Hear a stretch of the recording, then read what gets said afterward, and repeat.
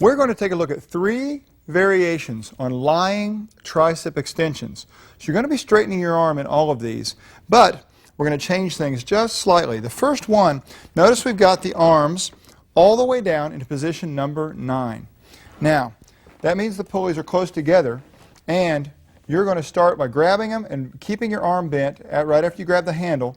We've got the handle adjusted to where it's in the longest setting with the D-ring, and just bring the arms right in by your sides. Now, you're not going to be able to point your arm toward your hips, because when you straighten out, this cable or rope is going to come down and probably hit your shoulder, given that the pulleys are so narrow.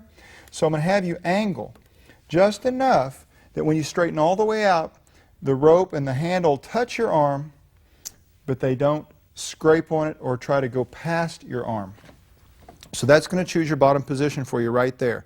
Now all Amy has to do is maintain this exact upper arm angle the whole time, and she'll have the perfect, well, basically a lying push down is what it'll be like. So this version of this lying tricep extension is really like a lying push down. So there's version number 1. Version number 2, I'm going to have her simply bring her arms to straight up, and then she's going to do her tricep extension.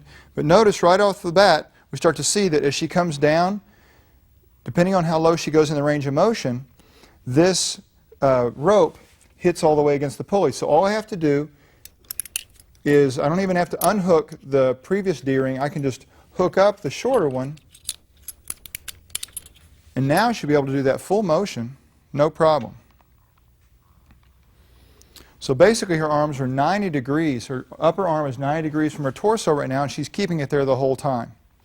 If you find that you're still hitting the handle against the pulley, then all you need to do is scoot down on the bench just a little bit and it'll solve the problem.